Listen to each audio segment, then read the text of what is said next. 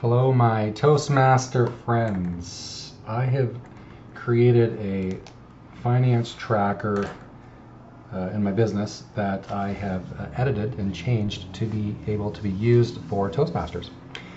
So I have made it available on the Toastmasters District 86 website, and hopefully you've been to the Finance Manager section and you've been able to download it.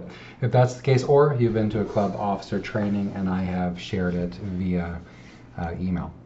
If you've received it, this is my newest version, and I'll be showing you how to use it today. My name is Randy Moore, and my email is randymooredtm@gmail.com, or you can call me on my cell phone. I'm a member of Grand River Toastmasters and Speed River Toastmasters, and I'm here today to show you how to use the Toastmasters Finance Tracker. There are 5 different sheets available in this spreadsheet, and I'm going to go through each one and show you how to use it. So the first sheet is the setting sheet. Now, the setting sheet generally you use only once or twice throughout the year. You set things up, and then everything else is done in the worksheets, the income and expense worksheets, and the report and budget and dues calculation sheet. But this setting sheet you don't really use all that much. Step one is to put in the date. So the Toastmasters runs on the fiscal year of July to the end of June. So you'd really just go up into the formula bar and you would change the year. So if you're watching this in the future and it's going to be July 2024-25, you're just going to change the 23 to 4. But in this case, we're in 2023. And you're going to put your Toastmasters club name there, and it'll affect all these other sheets where anytime you see the club name, it's going to be whatever you type in there is going to flow through to these other sheets. Same from the income categories and expense categories. These categories here, you put them in once and for the year, and please don't ever change the name after that, because if you change the name, it throws off the spreadsheet. So you want to make sure that you put these income categories once. These are the standard income categories that most 99% of Toastmaster clubs will have. If you have any extra, you can put them in these spaces, or if you don't plan to say do any fundraising and you want to change to a different type of income, you can put it in there and change the name. But once you've used it, please don't change the name ever again, or until next year. I've come up with some generic club expenses. So membership dues, that's 80% of the expenses is membership dues, or if you have rent, that's a big one. Open houses, office supplies, audiovisual equipment, bank charges, educational materials, refreshments, and other Toastmaster materials. These are kind of your standard expenses, but if you want to add other categories, you can put them in these extra spaces right here. And these will flow through to these other sheets. So once you put them in here, you never have to type them again, because they will automatically flow through to the reports and the worksheets. The income categories will go to the income worksheet, and the expense categories will go to the expense worksheet. If you have more than one bank account and you want to, track each bank account and which method of payment you're going to be using, you can put in your bank accounts in here. Let's say you're a CIBC, you could just, add CIBC and throw it in there, and again, it will affect the income and expense worksheets. And then you have extra spaces for other bank accounts. That is anything you would do in the settings sheet. Once you have that established, you can now use the other sheets. So in the income worksheet, this is where you put in the income for the club. So you notice here it says your Toastmasters Club. So whatever I put in the settings sheet in here, it's going to change what shows up top there. So if you put in Bob's Toastmaster Club, then it's going to say Bob's Toastmaster Club. In my case, it'd be Grand River, and it'd be Grand River or Speed River. From there, let's say you have some membership dues. Now, most membership dues are actually come in just before October, because we go to October to March, and then April to the end of June. So the majority of the work you'll be doing is when you're in the months for October, for example. So let's say you were in September for October. Let's say someone paid their membership dues.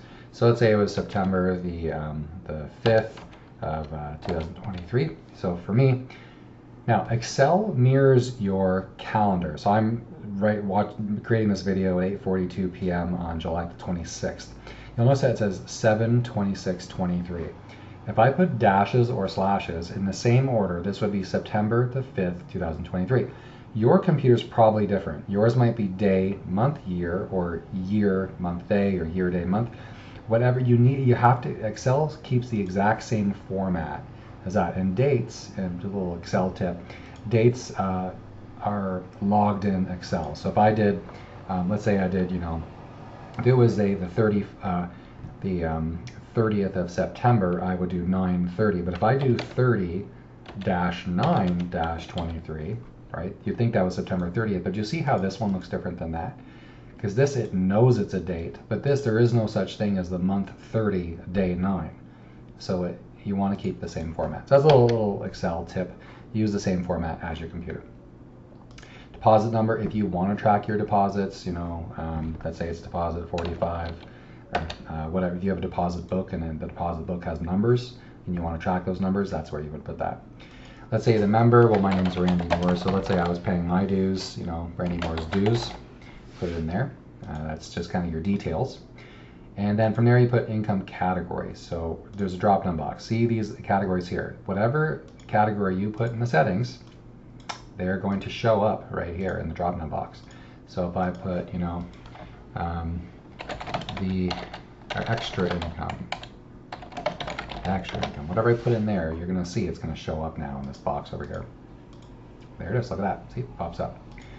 So just remember, that's why you can't, once you start using it, you can't change these names, because these names, everything flows using those drop-down boxes.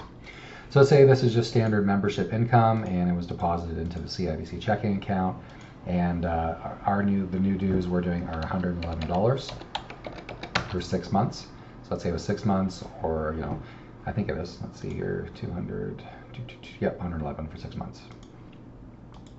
And that is our 6-month membership dues. I'll come back to the dues calculation chart later. That would be a membership revenue. But let's say someone else paid dues on the 10th, and it was deposit number 46, or e-transfer, however you want to do it. And Bobberson's dues.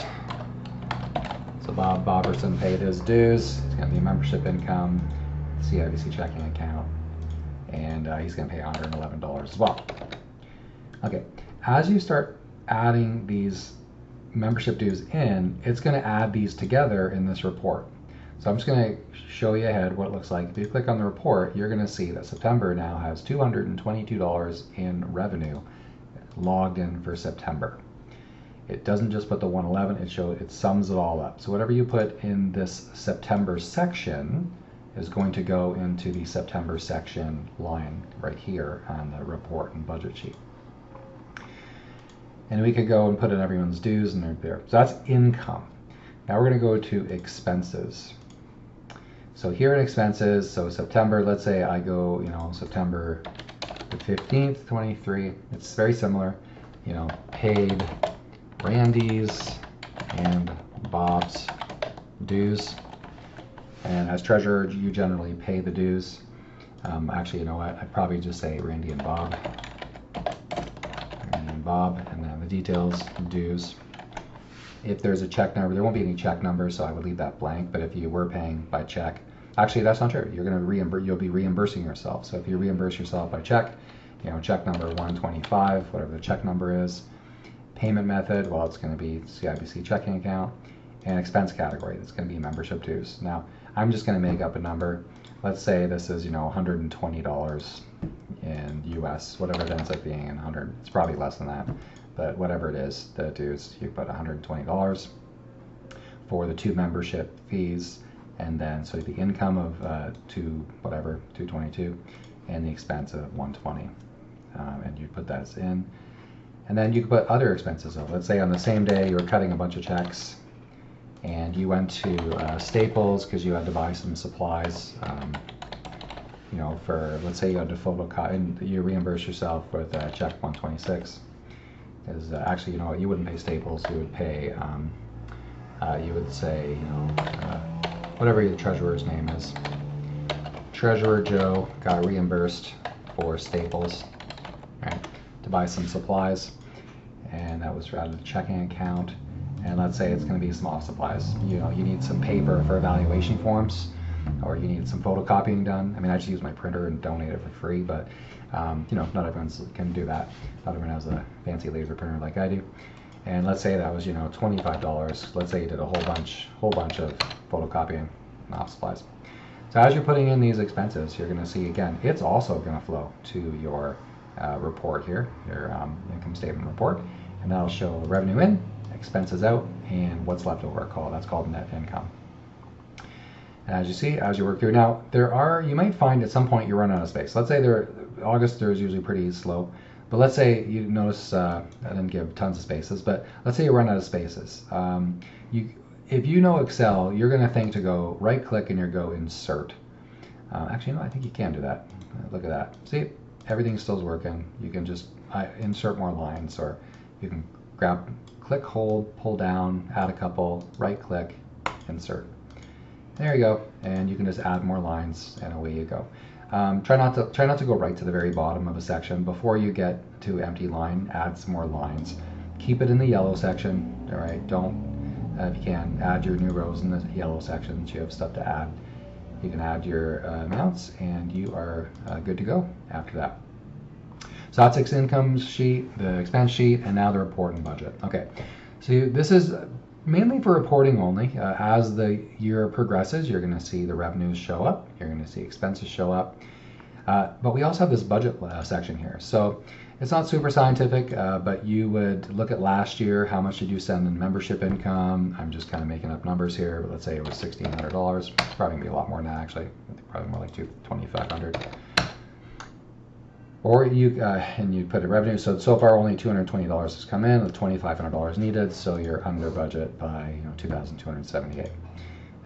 You might also want to do, you'd say equals $111 times 6 months, right? So we're going to go that times twice a year times, let's say your club has 15 members. You can actually do a calculation right in Excel. If you've never used Excel, Excel is amazing. Every little cell you see is a calculator. And if you start a formula with equals, it's up here and it's here.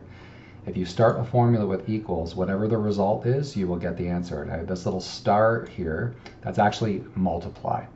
Now, you're going to think, you think X is multiply, but actually in Excel, the little star button, I think it's Shift 8, is multiply. So if we did $111 membership fee times twice a year times 15 members, that's going to give me $3,330 in budget that we would budget for the year.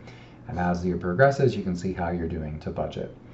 Do the same thing for membership dues. You would figure out what the membership due cost times, again, times twice a year times 15 people, or hopefully you've got more than that. I think we're at 32 right now in our club.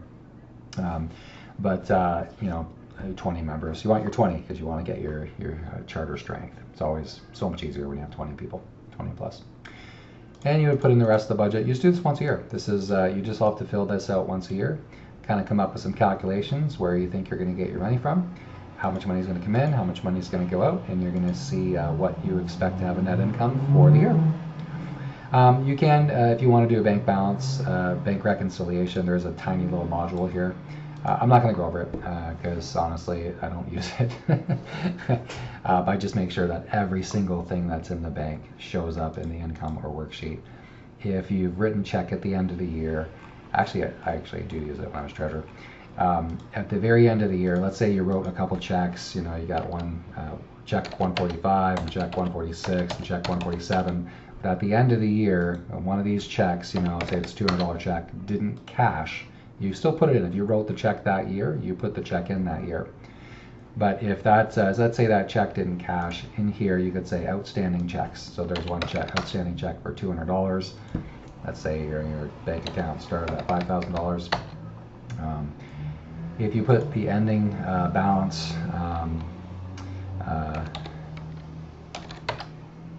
forget actually, I'm not going to do the math on it, but your starting balance of the year, your ending balance of the year, your outstanding deposits, it'll also take the formulas from your net income, and it'll put it together to do a bank rec.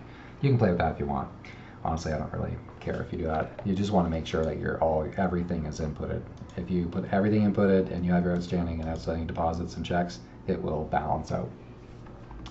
Finally, I'm going to go into the dues and calculations chart. But actually, you know what? I think I'm going to make a different video for that. And I'm going to show you how we came up with our dues at my club, how we came up with the new dues with the new US price, and how we came up with that. I'm going to do that in a separate video, and you can find that on the District 86 website. So hopefully this video was helpful. Hopefully this showed you how to create, how to use the spreadsheet, how to create a budget, how to put in some expenses and some revenues so you can keep track of your club's finances.